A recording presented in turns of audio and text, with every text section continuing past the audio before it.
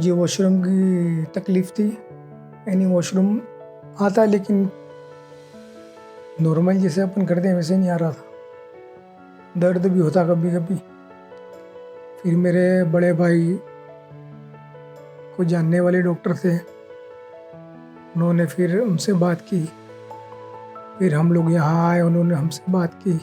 આ વાત છે મારા એક પેશન્ટ મિસ્ટર વસીમ અકરમ, જે ખૂબ જ young 37 year old male patient છે, અને એ અમારી પાસે જ્યારે આવ્યા હતા, he was already a diagnosed case of rectal cancer.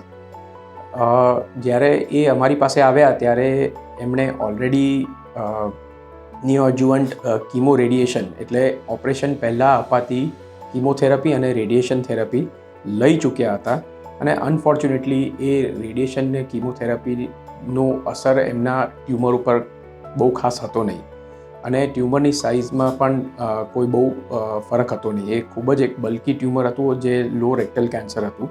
એટલે આ પેશન્ટમાં અમે એમને સર્જરીનો ઓપ્શન ડિસ્કસ કર્યો એમની સાથે, અને એમને રોબોટિક સર્જરી ઓફર કરી હતી. અમે રોબોટિક લો એન્ટિરિયર રિસેક્શન કર્યું, જેમાં રેક્ટલ કેન્સર એટલે કે મળદ્વારનો કેન્સરસ પાર્ટ અને એની ઉપરનું મોટું આંતરડાનો થોડો ભાગ એટલું કાઢી અને બાકીનું બચેલું નોર્મલ મોટું આંતરડું અને નીચેનો મળદ્વારનો ભાગ એ બંને જોઈન કરવામાં આવે છે.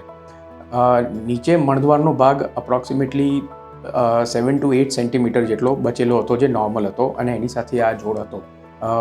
આ સર્જરી અપ્રોક્સિમેટલી 5 થી 6 કલાક ચાલી હતી અને ખૂબ જ કોમ્પ્લેક્સ સર્જરી હતી, અને પેશન્ટને લૂપ આઇલિયોસ્ટોમી આપવામાં આવી હતી.